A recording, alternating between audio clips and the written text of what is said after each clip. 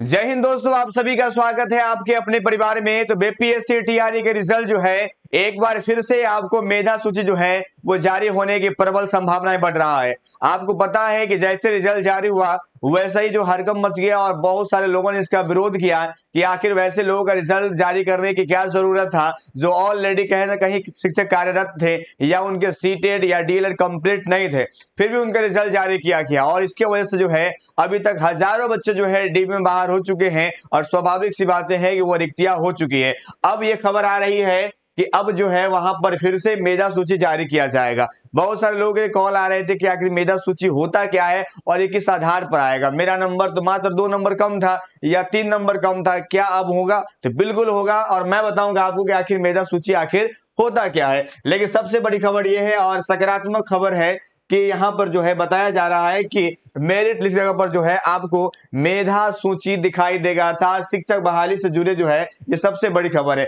खबर यह है कि वेरिफिकेशन के बाद जो है सूची होगा तैयार, यानी वेरिफिकेशन जो है आपको पता है 31 अक्टूबर तक वेरिफिकेशन है, वो आपके बाद यानी 1 या 2 नवंबर के बाद जो है आपको मेधा सूची वो देखने को मिलेगा। ऐसी खबर निकल कर सामने आ रही है, यानी मेधा सूची के आधार पर रिजल्ट जारी होगा। लोगों की मांग था कि वेटिंग लिस्ट जारी हो, लेकिन वेटिंग लिस्ट की जगह पर मेधा सूची आएगा और मेधा सूची जो है ये बहुत ही महत्वपूर्ण होगा क्योंकि इससे ये समझ में आ जाएगा कि लोगों ने नंबर कितना ले। जैसे मैं आपको एग्जांपल बताना चाहता हूं कि मेधा सूची से अगर फायदा क्या होगा, इससे क्या बेनिफिट समझिएगा। देखिए मेधा सूची की अगर बात किया जाए, मेधा सूची अगर हम कहें तो ये सूची का मतलब हुआ कि कितने नंबर पर हमने ले चुके, यानी अभी तक मान लीजिए अगर हम एग्जाम्पल अगर लेते हैं जैसा कि कहा गया है कि ईडब्ल्यूएस यानी इकोनॉमिकल वीकर सेक्शन मुझे कैंडिडेट नहीं मिल रहा है, तो उस कैंडिडेट को कह सकते हैं उसके जगह पर हम अन्य कैटेगरी के बच्चे को ले आएंगे। हमने एक पोस्ट भी डाला है, एक पोल भी डाला है, आप लोग अगर ईडब्ल्यूएस कैंडिडेट होंगे तो वहां पर अपने अंक जरूर लिखेंगे क्योंकि बीपीएससी कह रहे मेरे पास कैंडिडेट नहीं है,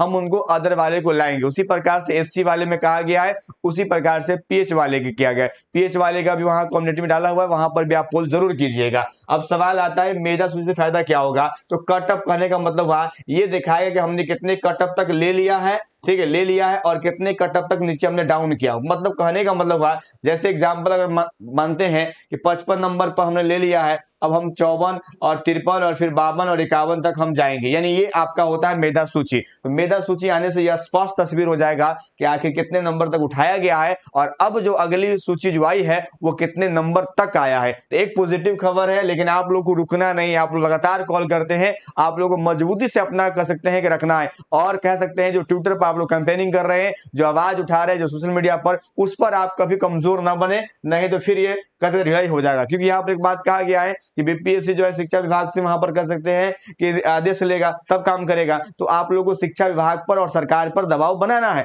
अगर नहीं बनाइएगा तो ये सूची जारी नहीं होगा। तो मेधा सूची आएगा तो 51-52 जो है उससे नीचे भी जाएंगे, यानी कहने का मतलब हुआ ये दिखाने का प्रयास किया गया है। तो एक सकारात्मक कदम है, लेकिन वही बातें हैं कि आपको जागरूक रहना जरूरी है। तो ये मेधा सूची था, उम्मीद है कि जो लोग अनसिलेक्टेड है उनका भला हो जाएगा। मिलते हैं नेक्स्ट वीडियो में, इतना ही। जय हिंद, जय भारत।